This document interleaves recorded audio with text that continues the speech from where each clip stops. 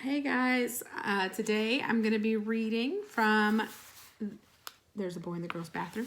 So I'm starting off on chapter 25. So where we left off, where suddenly Jeff ended up getting beat up by Melinda, just like Bradley did.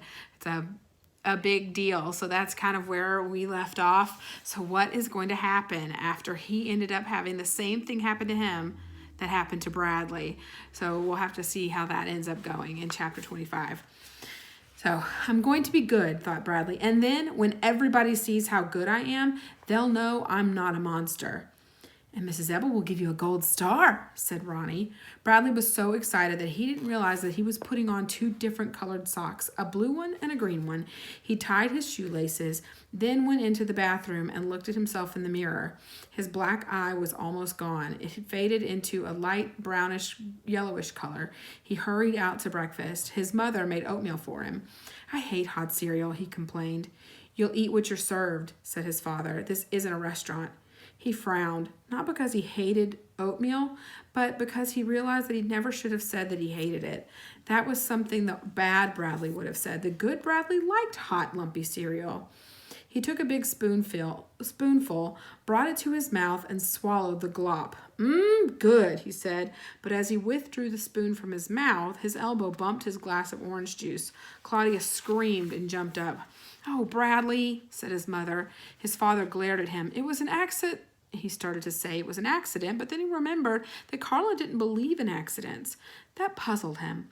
He wondered why he would want to spill his orange juice on purpose. He liked orange juice. It was the oatmeal he should have spilled. Are you going to sit there, or are you going to help your mother clean it up? Asked his father. He picked up his napkin to help her, but his mother told him to stay out of her way. You'll only make a bigger mess, she said. Silently, he finished eating. As he headed back to his room, Claudia burst out laughing. What's so funny? He demanded. Look at your socks, she laughed. He looked down at his feet and then back at his sister, the laughing hyena.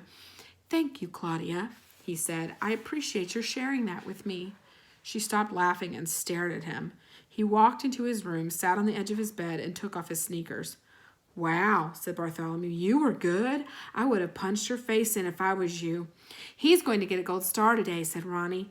Bradley changed his socks, but once again he was so excited thinking about the gold star that he didn't pay attention to what he was doing. He took the green sock off his right foot, he took the blue sock off his left foot, and he put the green sock on his left foot and the blue sock on his right foot. Then he put his shoes on and left for school, determined to be good. He walked into class and sat in his desk, last seat, last row. He sat up straight with his hands folded on top of his desk. He tried to hold back his excitement as he glanced at the chart on the wall next to him. Jeff came in and sat down, last seat, second to last row. Bradley saw him out of the corner of his eye and then turned to get a better look. Jeff had a black eye. What are you staring at, Chalkers? Jeff snarled. Hey, you two look like twins, exclaimed Sean, the girl who sat in front of Jeff. Turn your ugly face around, Jeff snapped. Oh, shut up, Bradley, said Sean, turning around. Bradley looked at the back of Sean's head. She still thinks I'm a monster, he realized, but once I get my gold star, then she'll know I'm good. For the rest of the morning, he sat at attention with his eyes fixed on Mrs. Ebel. He kept wondering if she had noticed how good he was yet. As he walked outside for recess, he was almost certain that there would be a gold star next to his name when he returned. Curtis and Doug, two of Jeff's friends, came out of Miss Sharp's class. What's the big idea? Asked Doug. Yeah, hitting Jeff when he's not looking, said Curtis. Huh? Said Bradley, and Doug pushed him. He stumbled backward into Jeff, who pushed him back the other way. Bradley looked around. He was surrounded. Jeff's our friend, said Robbie. Yeah, said Brian. You hit me when I wasn't looking, said Jeff. And my hands were full of groceries. I didn't want to break the eggs. Chicken chalkers, said Dan. There was a space between Andy and Doug, and Bradley dashed through it and ran across the playground. Jeff and his friends chased after him. Bradley looked back at them and then smashed into a girl standing on the one foot. The girl fell hard on the hopscotch ground and wailed. I'm telling Bradley, said one of her friends. I'm sorry, Bradley said helplessly, and then continued running. He ran up the concrete steps and entered the school building through the auditorium. From there, he walked quickly to the library. What do you want, Bradley?" said Mrs. Alcott, the librarian. "Nothing," he muttered as he sat down at one of the tables, and he leaned his head against his hands, propped up by his elbows. "What if Carla's wrong?" he worried. "What if I really am a monster?" "I don't want any trouble out of you, Bradley," said Mrs. Walcott. Chapter 26. "We'll get you at lunch, Chalkers," Robbie whispered as Bradley returned to class. "You're late," said Mrs. Ebel. He sat at his desk, last seat, last row, and looked at the chart on the wall next to him. Of course there was no gold star next to his name. He had already done 3 things wrong. First, he had knocked over a girl and made her cry. Second, he was late getting back to class. And third, and worst of all, his name was Bradley Chalkers. As long as his name was Bradley Chalkers, he'd never get a gold star. They don't give gold stars to monsters. They beat up monsters. He looked around at Jeff, Robbie, Russell, and Brian, and he had to concentrate very hard to keep from crying. The worst part wasn't getting beaten up. The worst part was that he knew everyone would love it so much. He imagined the whole school, the boys, the girls, and even the teachers standing by and cheering as Jeff's gang took turns hitting and kicking him. When the bell rang for lunch, he slowly took his paper sack out of his desk. "We'll be waiting for you outside," Jeff said to him. Bradley watched him walk out the door. He walked slowly toward the front of the room and then suddenly dashed out the other door and into the hall. "Bradley, come back here," Mrs. Ebel yelled, but he kept running. And so what if he got in trouble? What difference did it make? He pulled on the door to the library, and it wouldn't budge. The library was closed during lunch. He tried to think of somewhere else that he'd be safe. "There he is," said Doug, stepping out of the auditorium, and Bradley turned and ran back the way that he had come. He rounded a corner and then stopped and made a quick and desperate decision. He opened the door to the girls' bathroom, closed his eyes, and stepped inside. He opened his eyes. Luckily, the room was empty. He held his breath and listened. Nothing could be worse than being beaten up inside a girl's bathroom. They'd probably stick my head in a girl's toilet, he thought. He waited. He didn't hear anything.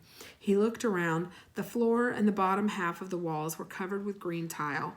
There were 2 white sinks and a paper towel dispenser. There were 3 toilets in 3 separate stalls. Each stall had a door. It looked very much like a boy's bathroom. Girl toilets appeared to be the same as boy toilets. He was disappointed. He couldn't risk going back out into the hall. He leaned against one of the stalls, reached into his brown paper sack, and took out his roast beef sandwich. Someone was opening the door. He quickly put the sandwich back in the bag and hopped onto a stall, closing the door behind him. He stood on the toilet so his feet couldn't be seen. He listened. He heard a person walk across the tiled floor and enter the stall next to him. He covered his mouth with his hands as he heard some familiar but very private sounds. At last the toilet flushed, and he heard the person zip their pants and walk across to the sink. He heard the sound of some running water, and then a paper towel pulled down from the dispenser, and finally the bathroom door opened and shut. He exhaled, hopped off the toilet, and stepped out of the stall and froze. 2 girls were staring at him. One was the girl who had used the toilet next to him, and the other had just entered. He wondered which was which. Then he heard the loudest scream he'd ever heard in his whole life. That answered his question. He darted past them, opened the door, and flew into the hall. He rounded a corner, came to a door, and pounded wildly on it until it opened. "Bradley?" said Carla. "Hello, Carla." And he held out his hand. "It's a pleasure to see you today." Chapter 27. She shook his hand. He walked inside, shut the door behind him, and sat down around the table. "You won't believe it," he said as he looked at his picture of the green monster hanging on the wall. "You just won't believe it." "I'm sure I won't," Carla agreed. She sat across from him, and she was wearing a sleeveless black and white checkered shirt. "Okay, I will tell you," said Bradley. "I was hoping you would." "Do you know where I was before I was here?" "No." He slammed his fist on the table. "The girls' bathroom!" He told her all about it, how the girl had used the toilet next to him and how he thought she had left, but really another girl had entered. "At first I didn't know which girl was which, but then one of them screamed, so she must have been the one." "Who was she?" asked Carla. "Do you know her?" "Yes, but I don't think I should tell you her name. She probably doesn't want anybody else to know." "That's very considerate of you, Bradley." He shrugged. "Shall we have lunch?" asked Carla.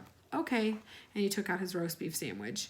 Carla set her lunch on the table, and she had a carton of yogurt and a plate of sliced tomatoes and cucumbers. "That looks good," said Bradley. You want to trade?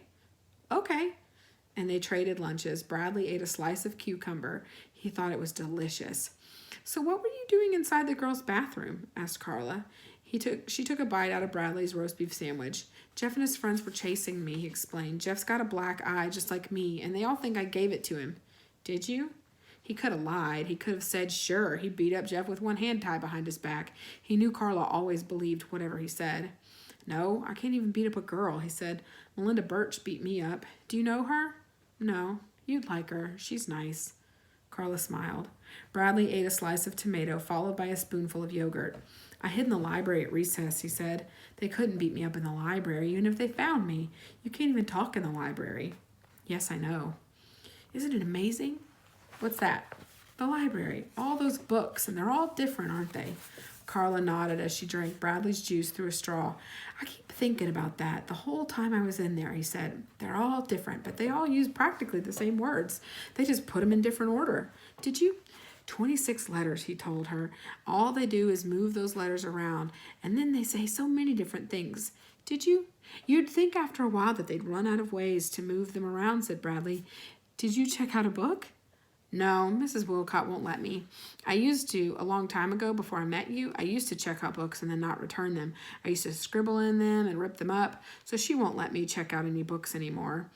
The whole time I was in there, she kept watching me and saying, I don't want any trouble from you, Bradley. He ate another slice of cucumber. I just wanted to look at a book. I wasn't going to ruin it. I know, said Carla, and after a while, Mrs. Wilcott will know that too. I'm trying to be good, said Bradley, but nobody will give me a chance. They will. It just takes time. Do you ever play checkers on your shirt? Bradley asked. Carla nearly spit out her juice. She laughed and shook her head. I like your shirts, he said. I like your socks, said Carla. Bradley looked at his mismatched socks. I thought I changed them, he said, befuddled. I hate socks that match, said Carla. See? And she stuck out her legs. She was wearing white pants. She had one white sock and one black sock, and Bradley smiled. It wasn't his usual twisted smile, but one that was genuine. It was one that up until now had only been seen by Ronnie and Bartholomew. I know something you can do, said Carla, and Mrs. Ebel will notice it too. What? Homework. The smile dropped off his face. No, I can't, he said. Sure you can, said Carla. I can't. His eyes filled with tears. You can do anything you want to do, Bradley Chalkers. I have a lot of confidence in you. He shook his head. But I can't. His voice cracked. Don't say I can't. As long as you say you can't do something, then of course you won't do it. Say I can. Say I can, and you can do anything. I can't. He was crying. Bradley, it's not that difficult. You're making a big deal out of nothing. If you want, I will help you. I can't, he sobbed. Why can't you? She demanded. He wiped his eyes with his sleeve and sniffled. He looked at Carla straight in the eye and said, I don't know what page we're on. Oh, Bradley, Carla whispered. Her eyes glistened, and she stood up and walked around the table and kissed him on the cheek. All right, so that's where we're going to stop for today.